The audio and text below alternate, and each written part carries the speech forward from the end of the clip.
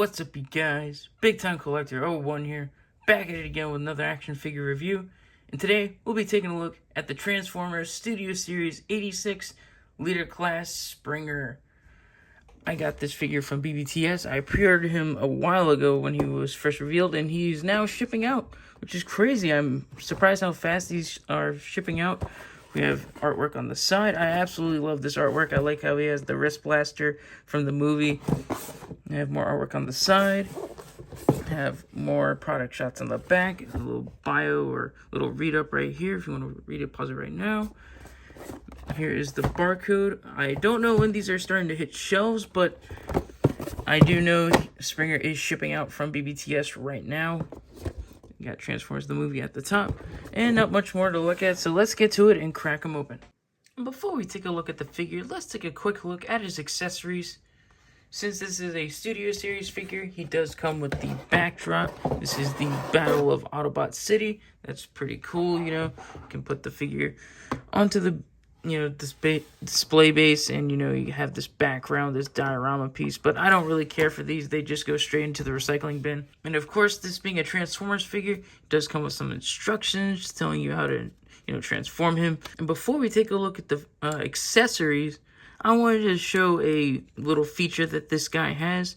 So if you take this forearm, the left side, you untransform it a little bit, you get this little tab, and you just flip that out like so, and then you get that little wrist cannon or that little wrist blaster from the movie, which is really cool. That's a really cool feature. I think that's pretty neat. It is really small, but hey, I really do like the inclusion of it, so that's kind of cool. Then he comes with these two blasters. These are pretty, they're kind of like small, medium-sized blasters. They're pretty cool, Apparently these came with the Siege Springer, but I never owned that figure. But the cool thing about this blaster is that you can combine them to make a rifle, which is kind of cool.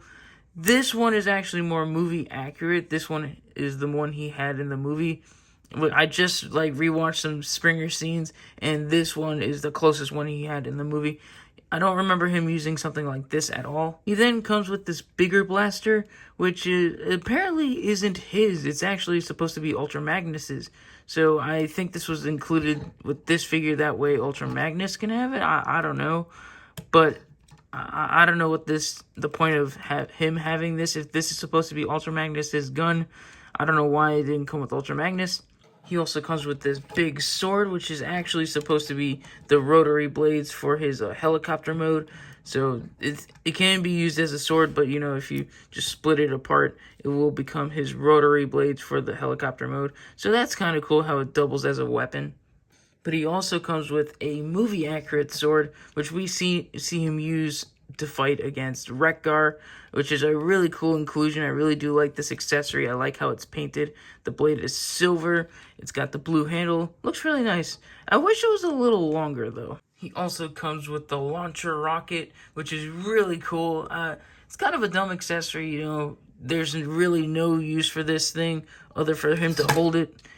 But it is cool that they included it with Springer, because he has that iconic moment with it where he says probably my favorite line in any movie: "I've got better things to do tonight than die." And then he loads up the launcher with this thing and then shoots it, which is really cool. I mean, this is a cool little reference if you want to reference that little scene, because that moment really did make Springer stand out. And if you were curious, it is Blast Effect compatible, so you can plug in a Blast Effect from whatever Transformer, and it can look like it's flying in the air. And the most weirdest accessory to be included with this figure is the Wrecker's hammer, which is kind of odd but cool at the same time.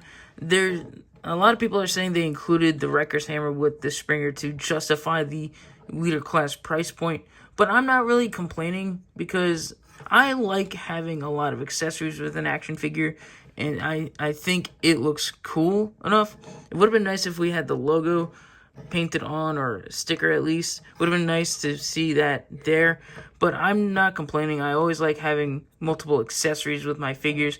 Is this an accessory I'm going to be using with this Springer? Hell no, I not at all, because it never showed in the movie. But it is a cool accessory to give to the Wreck and Rule Springer, which is a part of that Wreckers lineup, so that's cool. And there are various ports on the figure for some weapon storage. Now let's take a closer look at Springer, and I'd say this figure looks pretty cool. I actually really do like it. Springer has never really been one of my favorites from the Transformers cast, but I've always liked him in the movie. He's had many standout moments in the movie, like I said, where he had the launcher rocket, where he was fighting Wreck-Gar on, Junkion, which is really cool. I always had like some sort of, there's always been some memories with Springer from that movie, and he's such an iconic character. Starting off with the head, it looks great. I absolutely do like it. It is a new head sculpt. A lot of this figure is actually new. The only reused parts are the shins and the feet.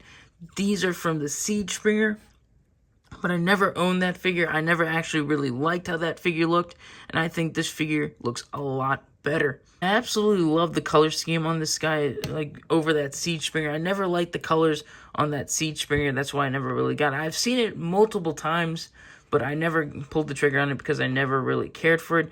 Until this figure came along, it looks just so much better. It looks more movie accurate. I love the darker greens, the more muted yellows.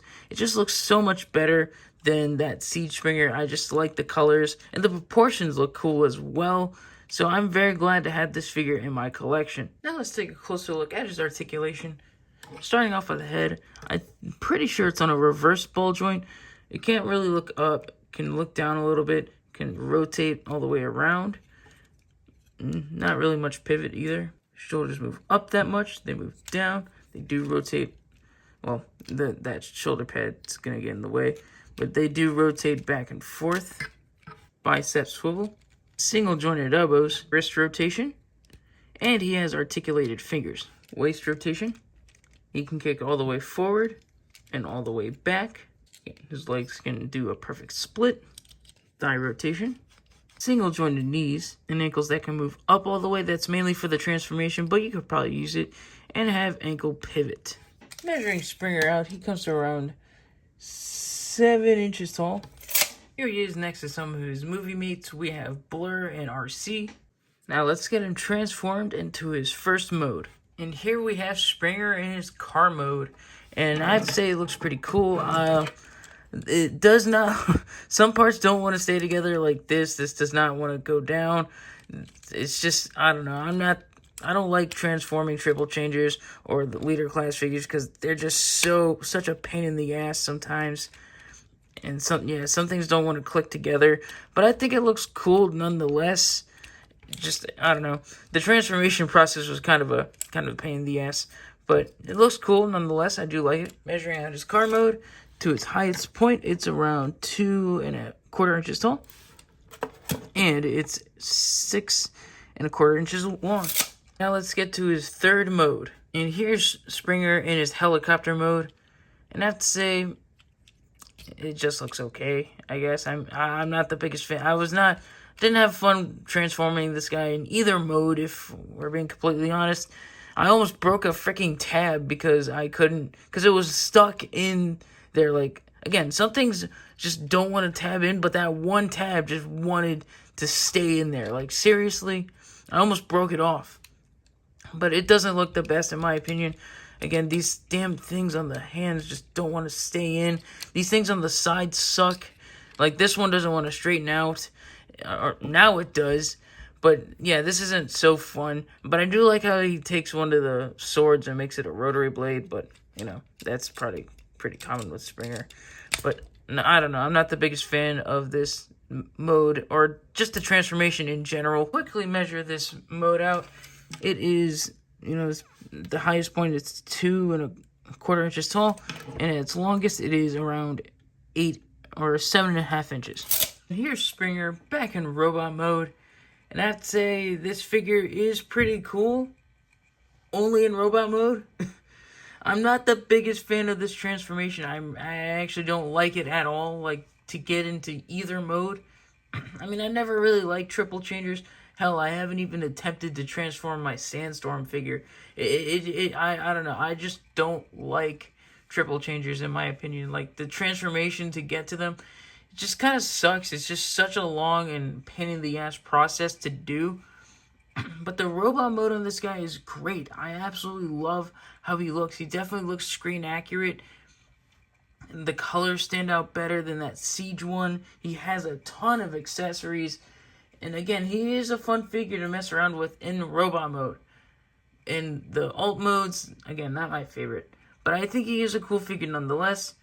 And if you did miss out on that Siege Springer, I would highly recommend this one if you want a Springer in your collection. But if you had that Siege Springer or that Wreck and Rule Springer, you're not missing out on much. It's, I mean, this is the superior version, looking like it looks better.